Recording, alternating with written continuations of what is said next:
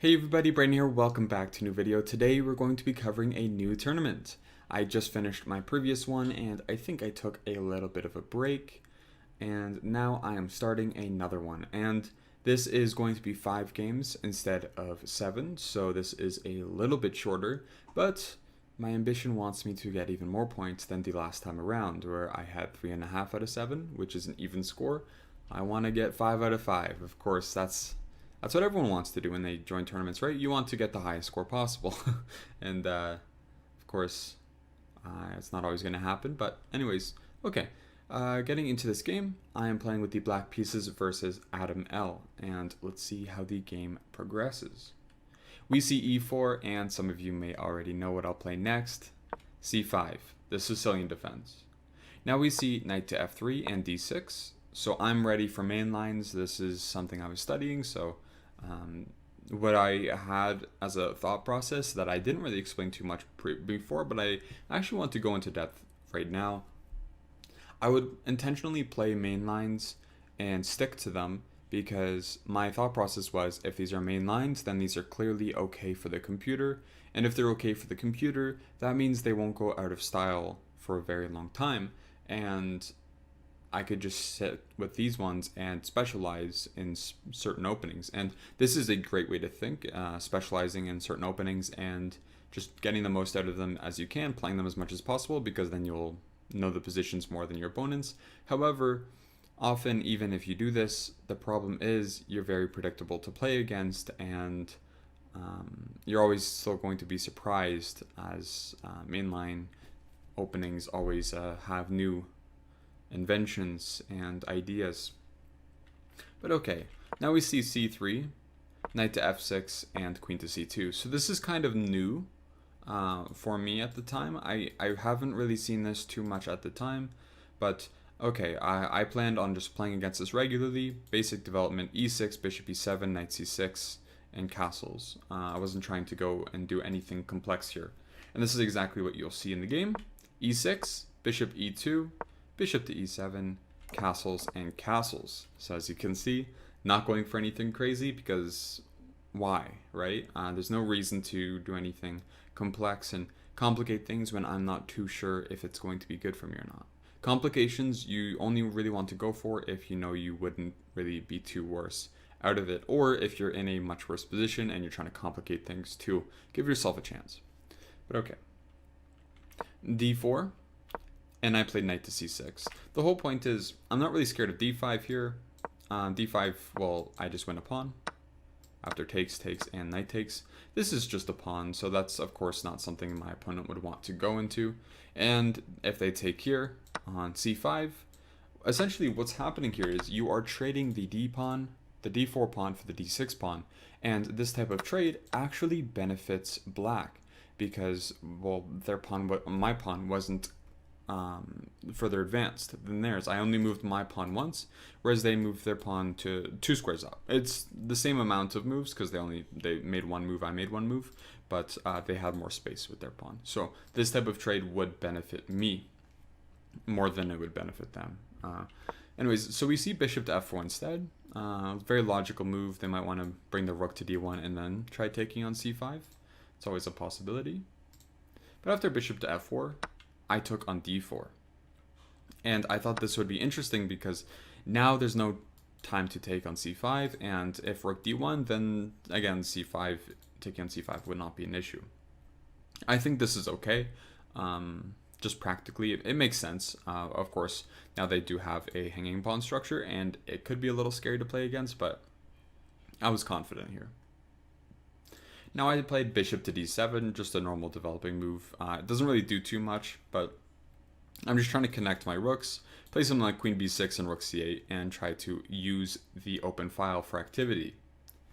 After bishop to d7, we see knight to c3, and I played rook to c8 instead of knight b6, as it just seems like the more logical move, and now my rook is facing their queen. The important thing is, developing this bishop lets me use the c8 square, and in these types of structures you'll actually see moves like b6, a6, not immediately, but this bishop belongs over here, this bishop belongs over here, the queen belongs here, and the rook usually belongs on d8, and you play d5. This would be called the Hedgehog Structure. And it can be considered similar to it, except my pawns are on these squares and my bishops are a little misplaced at the moment. But another idea right now is to move this rook maybe to d8 and play bishop e8, where it's kind of out of the way of my pieces, and it's protecting the f7 square, which can always be something that's nice in the position, even though it doesn't seem like it's an important thing here. Anyways, rook a to c1, and I played queen to b6, so just trying to improve my piece. My opponent plays bishop to e3, which I think it makes a lot of sense, because now they're just blocking, or they're preparing a move like d5 here. However, there are two responses. I played the not as good one. It's still reasonable, but I do have the move d5, and I think d5 would have been stronger here. The whole point is now the bishop on e3 doesn't make sense. They just moved it twice while I improved the piece, and d5 is something you always want to get in the Sicilian. And the reason why I was hesitant to play this in the game is because after taking, this is a completely symmetrical position. However, normally when you play d5, you want to be able to take with a piece and give your opponent an isolated pawn. This is one of the common ideas playing against the hanging pawn structures. You want to isolate their queen pawn. However, this was not something I was able to do. So I played knight to g4 instead. So I didn't actually go for this idea. And personally, I think this is the right call, even though this is the objectively worst move. Practically, this makes a lot of sense. The whole point here is I'm trying to just take off the bishop, and then I have the bishop here in this position. d5 doesn't quite work because after I take on e3, I'm attacking their queen. They have no time to take on c6 because knight takes c2, takes, and well, there might even be rook takes, and then I can retreat my knight to either b4 or a3, depending on what piece takes. But yeah, so this would be pretty okay for me. I would be winning in that position. Of course, that was not what was played. Queen to d2 is played. However, queen to d2 is not the right call. Instead, bishop to f4 is a little bit stronger. And one interesting line, e5 isn't objectively the best move, but I think it makes a lot of sense here as well. Where after takes, takes. There's no knight discovery because we can always take back with the knight. And knight d5, queen d8, and bishop g3. The problem is this position, white gets a lot of activity, and this would be one of their best lines to go for. And this is kind of why that whole idea of knight g4 wasn't so great. As you can see, white has a knight on d5, and all their pieces are quite active and doing a good job of controlling and making this position difficult for me. And that is not what you want. So, okay, queen to d2. Now after queen to d2, knight g4, I played knight takes e3. So just going for the bishop here, and I think this was again the right call. Queen takes e3, rook f to e8. Rook f to e8 makes sense. I think maybe even rook to d8 is a little bit stronger. The whole point is this bishop's just a little awkward. You still want to go for this d5 move and maybe play bishop e8. But rook f to e8, I'm not gonna rag on this move too much. It's just that it doesn't really have too much of a purpose, and I think that's the important thing to think about here. But okay, rook f to e8, rook to e1. So kind of also similar where it's not really doing too much. Things you can do in these types of positions are, well, protecting the pawn on b2, which would be very important. But it's not completely necessary as they do have rook b1 and rook takes b7. But things like rook to c2 and then rook to b1. But you could always preface these things with an a3. For example, if queen d2, then you can go for a3. And the whole point is if you go for a3 immediately, then maybe this is possible, and you don't really want to go for this as much, where it might not be as good as before. But even still, it's not too, you're not too sure, and I'm not too sure either, as I do have a pawn, but you know, this rook can be a little scary, and they do get some, white does get some activity for the pawn. But okay, rook f to e1, and now I played a6. So I noticed that this knight and this bishop are controlling b5. I thought this just felt like a good move to play. We see h3, so they're creating luft. And even maybe h6 or g6 would make sense for me. g6 because I could always go bishop f8 to g7, or even just bishop f6. And d6 isn't really weak because there's not really a good way to attack the pawn. But okay, h3. And I played knight to a7, and I'm trying to relieve some of the pressure in my position with the move knight to b5, where if I can trade off one of these pieces, well then the space disadvantage wouldn't matter too much. Even though I double a pawn, it still looks pretty good. So this was what I was going for here. And after knight d2, knight b5, knight c4, I just played queen to d8. I just retreated all the way back. Now if knight takes b5, I can always take with the bishop, and this is exactly what happened in this position. Taking with the pawn just wouldn't be as good, just because you might have to worry if this pawn actually does become weak, because the queen's not on b6, although you can always go back. It's just, it's maybe not a position I was wishing for, and it felt wrong here for some reason. But okay, bishop takes, and now we see knight a3. And this isn't a terrible move, but there is a nice combination here that starts with rook takes c1. And why is this important? So there's only one way to take, and that is queen takes. It feels unnatural because you're taking with the queen and you're controlling the file with your queen, which it can be kicked away. For example, queen takes, and then maybe even just queen d7 or something. Takes, and then rook to c8. And this isn't ideal for white, right? Just because your queen's on the file and black's gonna get control of it a little bit quicker than you, unfortunately. Rook c6 and b5 can't be taken. Important because if knight takes b5, then you can take. And the whole point is takes, queen c8, and bishop f8. But okay, after rook takes c1. Rook takes c1 was played, and now there's a combination that wins material. And we should actually look at this position, just relax and calm down for a second, and ask how is black winning material here. Now, there's a few things we should talk about. The first thing is, what is an undefended piece? And I didn't really go too much in depth on this in previous videos, but I would like to talk about this a little bit more in depth today. And an undefended piece is something that currently it has the same amount of defenders as it does attackers. So if we think about it like this piece is undefended. And the reason why, as I mentioned before, is it is being attacked once and defended once. If we add a second attacker and they don't defend against it, we can take this piece. That's how you should think about it. Of course, sometimes these things won't matter, but in this case, can we remove the defender from this piece, so inherently winning it, or can we add another attacker? And it looks a little weird, but it turns out we can, and it also has to do with pins, or not pins, but skewers. So what I played here in this position was bishop to g5, and as an ordinary move, this doesn't look great, right? f4. Now what, right? We have to retreat. And unfortunately, we just gave them another move that improves their position.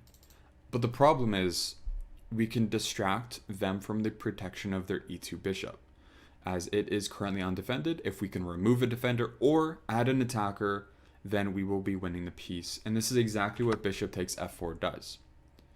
And after bishop takes f4, the problem is they can't ever move away and protect because their rook is hanging. So that's another issue, but now we just win a pawn. So if their rook was not on the square before, then this wouldn't work. Let's say it was on d1, because if it was on d1, then they can always go queen to f3, and there's no issues here. They don't have to play f4, and we're not winning a pawn. However, f4 is the only move here, because f4 lets them take my bishop, as the bishop on g5 is currently defended by the queen, and they can't just take here because that's a queen for bishop. Now they just lose a pawn. But either way, this is still pretty bad for my opponent. I ended up taking on e2, and now we can see I'm a pawn up. And it's a nice pawn too, because, well, we have the f pawn and they don't. And what this does is it actually makes their center worse. And we will see how conversion actually occurs here. I played bishop h5, as it doesn't make sense to play bishop b5, as if they take, then my structure is a little damaged. It's not the end of the world, but If we have an advantage, why give them something to play against, right? It just doesn't make sense. Bishop h5. Now we see knight to c4. I played b5, just improving space on the queen side. And we see knight to d2. I played queen to d7, preparing rook to c8. Now we see knight to f3. I played h6. I just wanted some luft. I didn't want to allow anything here, so I thought this was a necessary move. They played knight to h4, which was reasonable. I played queen to e7, and they played knight back. And here I ended up just taking on f3, as I thought this was actually the best way to go about this. Even though I have the bishop, my bishop's not really doing too much on h5, and I thought it would just be best to take that off the board, and then go for the other side of the board and try to force a trade of pieces. As in this position, I'm a pawn up. If we trade every single piece off the board, there's no imbalances or anything. I'm just up a clean pawn, and this is a winning king and pawn ending. So that's the ultimate goal here. Queen to f2, defending d4. Now queen to b7, preparing rook c8. They played queen to e3, and I played rook c8. And after takes and takes, what they should reasonably do is just play something like queen to d2.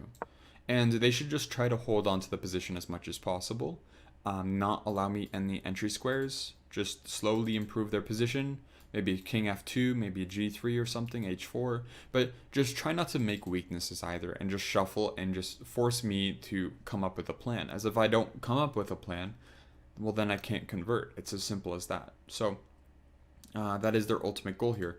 However, my opponent made a mistake, which just unfortunately is just giving me a completely winning position. With queen c3, after we trade and get into an endgame, this is realistically winning.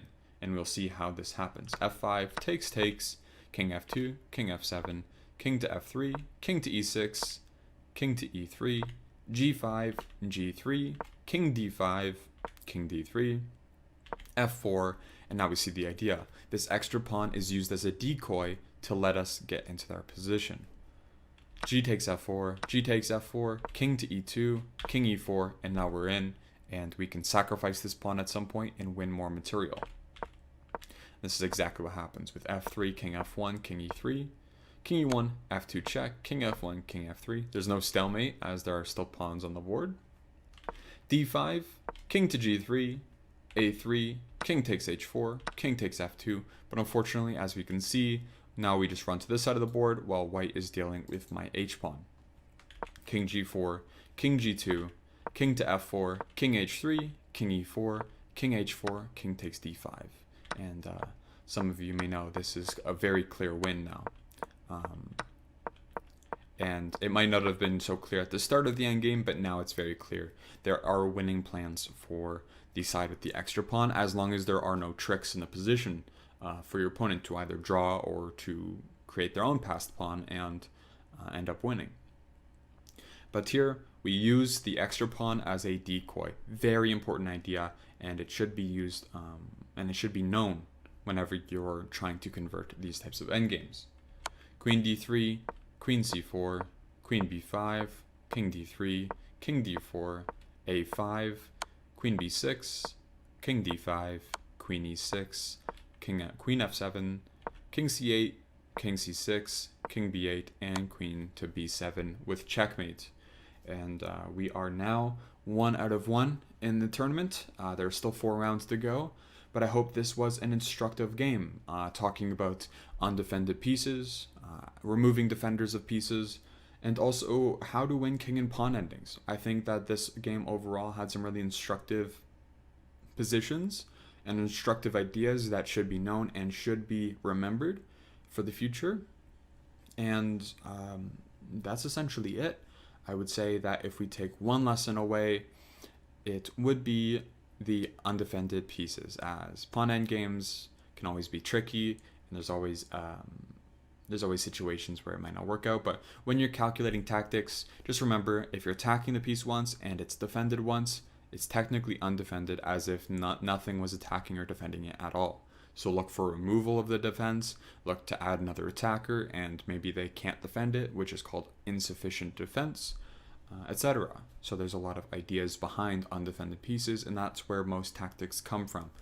Anyways, I hope you guys enjoyed game number 1 of this tournament, and I will see you in game number 2. Thank you guys for watching, and I'll see you then. Bye.